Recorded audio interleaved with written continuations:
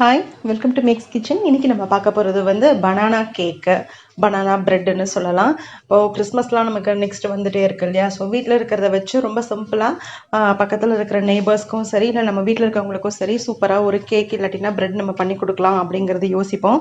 அந்த மாதிரி நீங்கள் யோசிக்கும் போது உங்களுக்கு இந்த ரெசிபி வந்து ரொம்ப சாட்டிஸ்ஃபைங்கான ரெசிபியாக இருக்கும். ரொம்ப சூப்பராக பர்ஃபெக்டாக வரும். ஆல்ரெடி நம்ம சேனலில் பனானா கேக் நம்ம பண்ணியிருக்கோம். வீட் ஃப்ளவர் வச்சு நம்ம ஆல்ரெடி பண்ணியிருக்கோம். பட் இன்றைக்கி வந்து மைதா மாவு வச்சு நம்ம பண்ண போகிறோம். வாங்க எப்படி பண்ணுறதுங்கிறத இப்போ பார்க்கலாம். நம்ம சேனலை இன்னும் சப்ஸ்கிரைப் பண்ணாதவங்க மறக்காமல் சப்ஸ்கிரைப் பண்ணிக்கோங்க. பக்கத்தில் இருக்கிற பெல் ஐக்கானையும் ப்ரெஸ் பண்ணுங்கள். அப்போ தான் நான் போடுற வீடியோவோட அப்டேட்ஸ் உங்களுக்கு வரும். பனானா கேக் இல்லாட்டினா பனானா பிரெட், இது வந்து எப்படி பண்ணுறதுங்கிறத இப்போ பார்த்துடலாம். அதுக்கு வந்து தேவையானதுன்னு பார்த்தா 1.5 கப்பு மைதா மாவு எடுத்துக்கணும். இதில் வந்து ஒரு சின்ன விஷயம், மைதா மாவு 1.5 கப்பு நீங்கள் எடுத்துக்கணும்னு அவசியம் இல்லை. 1 கப்பு மைதா, 1/2 கப்பு வீட் ஃப்ளவரும் எடுத்துக்கலாம். இல்லை அப்படியே மாற்றி ஒரு கப்பு வீட் ஃப்ளவர், 1/2 கப்பு மைதா, இல்லை கம்ப்ளீட்டாக வீட் ஃப்ளவரில் கூட நம்ம செய்யலாம். நம்மளோட இஷ்டம் தான் அது. பட் நான் இன்றைக்கி 1.5 கப்பு மைதா எடுத்திருக்கேன். 1/2 கப்பு சுகர், பேக்கிங் சோடா வந்து 1 டீஸ்பூன், 3 பனானா, நல்லா ரைப்டு பனானா, நல்லா பழுத்த பழம் 3 பழம், ஒரே ஒரு எக்கு, அப்புறம் 1 டீஸ்பூன் வந்து வெனிலா எசன்ஸ், 1/3 கப்பு வந்து ஆயில், ரிஃபைண்ட் ஆயிலு. நீங்கள் அப்படி இல்லைன்னா மெல்டட் பட்டர் கூட நீங்கள் சேர்த்துக்கலாம். இது வந்து எம்எல்னு பார்த்தா 85 ml வரும். அப்புறம் இது கொஞ்சமாக பட்டைப்பொடியும் பனானாவும் ரொம்ப சூப்பராக வந்து ஒர்க் அவுட் ஆகும். அதே மாதிரி ஆப்பிளும் பட்டைப்பொடியும் ரொம்ப சூப்பராக ஒர்க் அவுட் ஆகும். ஸோ இன்றைக்கி நான் வந்து பட்டைப்பொடி சேர்க்க போகிறேன். அப்புறம் இது வந்து chocolate chips, dark chocolate chips, இது வந்து ஆப்ஷன் தான். உங்களுக்கு வேணும்னா சாக்லேட் சிப்ஸ் சேர்த்துக்கலாம், இல்லை ட்ரை ஃப்ரூட்ஸ் கூட சேர்த்துக்கலாம். பாதாம், கேஷ்யூஸ், பிஸ்தா, ரெய்சன்ஸு, இது எல்லாத்தையும் வந்து குட்டி குட்டியாக கட் பண்ணி நீங்கள் அது கூட சேர்த்துக்கலாம். பட் நான் இன்றைக்கி சேர்க்குறது சாக்லேட் சிப்ஸு. ஓகேவா? அதே மாதிரி எக்கு வேணாம் அப்படின்னு சொல்லி நினைக்கிறவங்க எக்குக்கு பதிலாக வந்து நீங்கள் வந்து ஒரு 1/4 கப்பு தயிர் சேர்த்துக்கலாம். அப்படி இல்லாட்டினா ஃப்ளாக்ஸீடு இருக்குது இல்லையா, ஆளி விதை, அந்த ஆளி விதையை வந்து நல்லா மிக்சியில் பொடி பண்ணிவிட்டு 1 டீஸ்பூன் ஆளி விதை ப்ளஸ் கொஞ்சமாக தண்ணி சேர்த்திங்கன்னா அது வந்து 1 டீஸ்பூன் ஆளி விதை வந்து ஒரு எக்குக்கு சமம். ஸோ நீங்கள் அது கூட நீங்கள் ஆட் பண்ணி சேர்த்துக்கலாம். பட் நான் இன்றைக்கி எக்கு சேர்த்து தான் பண்ண போகிறேன். இப்போ வாங்க நம்ம எப்படி பண்ணுறதுங்கிறத பார்த்துடலாம். பனானாவை நான் பீல் பண்ணி வச்சுட்டேன். நான் மொத்தமாக 3 பனானா எடுத்திருக்கேன். நல்ல பழம், கனிஞ்ச பழமாக எடுத்துக்கோங்க. நார்மலாக நம்ம பூஜையெல்லாம் பண்ணி முடிச்சதுக்கப்புறமா பார்த்தா பனானாஸ் இதெல்லாம் வந்து ஃப்ரூட்ஸ் நார்மலாக நம்ம வீட்டில் ஜாஸ்தி இருக்கும். அதே மாதிரி அதில் முக்கியமான ஃப்ரூட்டுன்னு பார்த்தா பனானா இல்லையா? ஸோ அந்த பனானாவை வேஸ்ட் ஆக்காமல் என்னென்ன மாதிரி பண்ணலாம் அப்படிங்கிறத இன்றைக்கி நம்ம பார்க்குறோம். அதில் வந்து முக்கியமானது இந்த பனானா ஃப்ரூட் கேக். ஸோ இதை கம்ப்ளீட்டாக மேஷ் பண்ணிக்கோங்க. இப்போது இது நல்லா மேஷ் பண்ணியாச்சு. மிக்சியில் வந்து தயவுசெய்து போட்டுறாதீங்க. மிக்சியில் போட்டால் என்ன ஆகும்னா கம்ப்ளீட் பேஸ்ட் ஆகிடும். அப்போ உங்களுக்கு சாப்பிடும்போது அங்கங்கே வந்து அந்த சங்க்ஸ் மாதிரி கிடச்சாதான் வந்து ரொம்ப சூப்பராக இருக்கும் அந்த ப்ரெட்டில். அதனால் நீங்கள் ஃபோக்கு இல்லாட்டினா அந்த பொட்டேட்டோ மேஷர் இருக்குது இல்லையா, அதை வச்சு நம்ம வந்து மிக்ஸ் பண்ணிக்கலாம். இப்போ இது கொஞ்சம் மேஷ் ஆகிடுச்சு. இந்த டைமில் நான் வந்து சுகர் ஆட் பண்ணிக்கிறேன். சுகர் வந்து 1/2 கப்பு சொல்லியிருந்தேன். 1/2 கப்புக்கும் நான் கொஞ்சம் கம்மியாக எடுத்திருந்தேன். உங்களோட ஸ்வீட் லெவலை பொறுத்து தான். பட் 1/2 கப்பு நீங்கள் தாராளமாக போடலாம். எக் 1,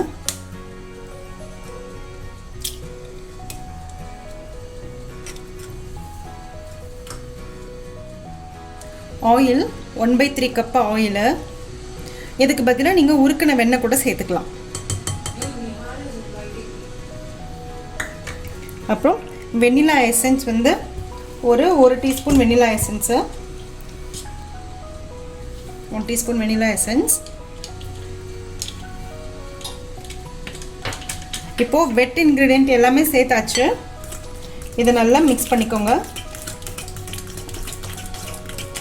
சர்க்கரை வந்து கம்ப்ளீட்டாக வந்து கரையணும். அந்த அளவுக்கு நம்ம மிக்ஸ் பண்ணிப்போம். ஸோ கண்டிப்பாக ஒரு 3 நிமிஷம் ஆகும். கொஞ்சம் கைவிடாமல் நீங்கள் இது மாதிரி ஃபோக்கில், இதுக்கு வந்து பெருசாக இதெல்லாம் தேவையில்லை, பீட்டர்லாம் தேவையில்லை. ஜஸ்ட்டு ஃபோக் இருந்தால் போதும், இல்லை விஸ்கர் இருந்தால் போதும். இது மாதிரி நீங்கள் மிக்ஸ் பண்ணாலே உங்களுக்கு ஆட்டோமேட்டிக்காக சர்க்கரை வந்து உங்களுக்கு நல்லா கரைஞ்சிடும். அதுக்கப்புறமா நம்ம மைதா ஆட் பண்ணிக்கலாம்.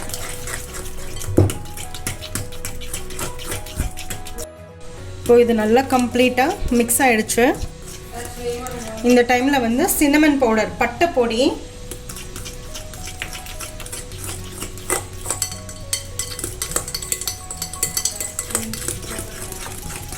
அதுக்கப்புறமா பட்டைப்பொடி போட்டு கொஞ்சம் நல்லா மிக்ஸ் பண்ணிக்கலாம். மைதா போட்டால் நம்மளால் நல்லா மிக்ஸ் பண்ண முடியாது, அதனால் இதை போட்டு நல்லா மிக்ஸ் பண்ணிக்கோங்க. அதுக்கப்புறமா நம்ம மைதா ஆட் பண்ணலாம். மைதா வந்து 1.5 கப் சொல்லியிருந்தேன். ஸோ 1 கப்பு, ஒரு 1/2 கப்பு.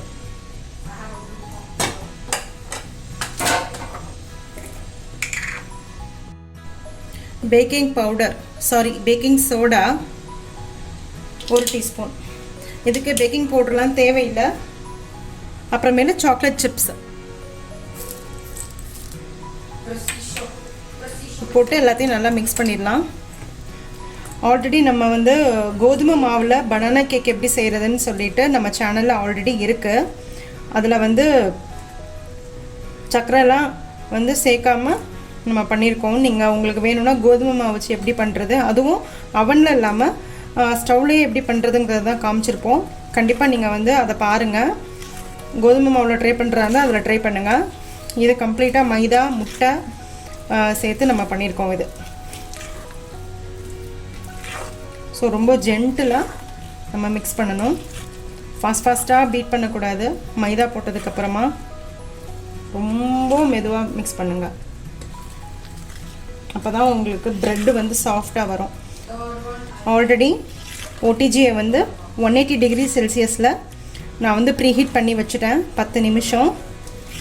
இப்போது பேக்கிங் ஷீட் ஆல்ரெடி ஒன்றில் போட்டிருக்கேன்.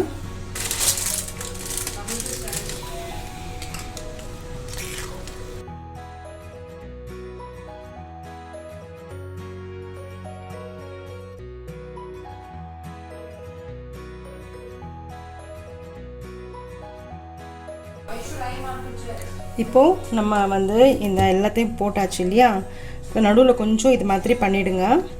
இப்போ மேலே உங்களுக்கு நல்லா என்ன சொல்கிறது, ஓவர்ஃப்ளோ ஆகாமல் இருக்கும். ஸோ இது மாதிரி கொஞ்சம் நல்லா இது மாதிரி அமுத்தி விட்டுருங்க.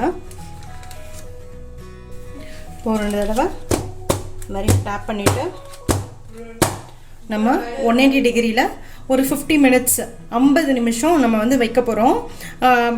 அது வந்து ப்ரீஹீட்டை நான் ஆல்ரெடி பண்ணி வச்சுருக்கேன். பேக் ஆனதுக்கப்புறமா உங்களுக்கு எக்ஸாக்ட் டைம் எனக்கு எவ்வளோ ஆச்சுங்கிறத நான் சொல்கிறேன். ஸோ லாஸ்ட் டைம் நான் பண்ணும்போது 50 நிமிஷம் ஆச்சு. இந்த தடவை பார்ப்போம். நம்ம கேக் பேக் பண்ணியிருந்தோம் இல்லையா, அது எடுத்தாச்சு. எனக்கு வந்து 45 மினிட்ஸ் ஆச்சு. சூப்பராக பேக் ஆகிடுச்சு. இப்போ வந்து சூடாக இருக்கும்போது நீங்கள் வந்து அன்மோல்டு பண்ணாதீங்க, உங்களுக்கு வந்து கரெக்டாக வராது, பிஞ்சு போய்டும் கேக்கு. அதனால் வந்து கொஞ்சம் கூலாகட்டும். இந்த மாதிரி ஒரு கிளாத் வச்சு மூடி வச்சுடுங்க. ஒரு 1/2 hour to 1 hour இது இப்படி இருக்கட்டும். சூடு ஆறுனதுக்கப்புறமா நம்ம அன்மோல்டு பண்ணி காமிக்கிறேன். இப்போது ஒரு 1 hour ஆயிடுச்சு, நல்லா ஆறிடுச்சு. இப்போ அன்மோல்டு பண்ணிடலாம்.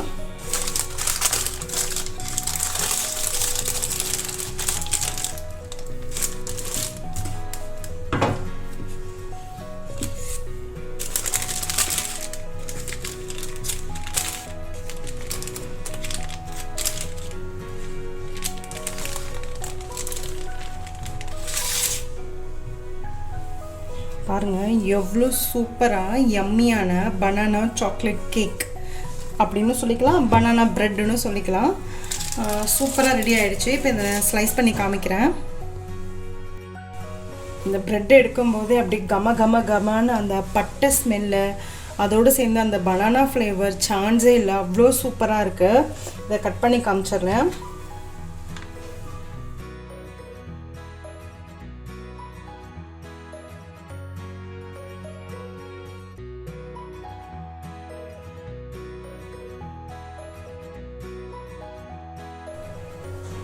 பாருங்கள், தெரியுதா எவ்வளோ மாய்ஸ்சராக, எவ்வளவு தலான்னு எப்படி இருக்குது பாருங்கள். அவ்வளோ சூப்பராக நல்ல ப்ளஃபியாக இருக்குது ப்ரெட்டு. சூப்பர் மாய்ஸ்சர் கேக்கு, ப்ரெட்டுன்னு கூட சொல்லலாம். சூப்பராக ரெடி ஆகிடுச்சு. இதை வந்து நீங்கள் டீ டைமில் நீங்கள் வந்து காஃபி டீயோட நீங்கள் சர்வ் பண்ணலாம். இப்போ வந்து கிறிஸ்மஸ் நெக்ஸ்ட்டு வரப்போகுது இல்லையா? ஸோ டெய்லி வந்து நீங்கள் ஒரு கேக் வந்து நம்ம வீட்டில் வந்து பேக் பண்ணி கொடுக்கலாம். பசங்களுக்கு ரொம்ப என்ஜாய் பண்ணுவாங்க. இன்னொன்று உங்கள் நெய்பர்ஸ்க்கும் இதே மாதிரி நீங்கள் கொடுக்கலாம். அதே மாதிரி ஃபெஸ்டிவல் டைமில் பனானா ஜாஸ்தி இருந்துச்சுன்னா என்ன பண்ணுறதுன்னு தெரியாமல் இருக்கும். ஸோ பனானா எல்லாம் வேஸ்ட் ஆகும். அதுக்கு பதிலாக நீங்கள் இது மாதிரி ட்ரை பண்ணலாம். ரொம்ப ஹெல்த்தியான சூப்பரான வீட்லேயே செய்யக்கூடிய ஒரு கேக் ரெடி ஆகிடுச்சு. வீட்டில் கண்டிப்பாக செஞ்சு பாருங்கள்.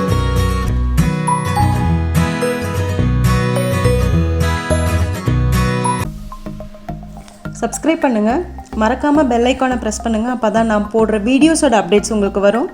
லைக் பண்ணுங்கள், கமெண்ட் பண்ணுங்கள், ஃப்ரெண்ட்ஸோடு ஷேர் பண்ணுங்கள். தேங்க்யூ.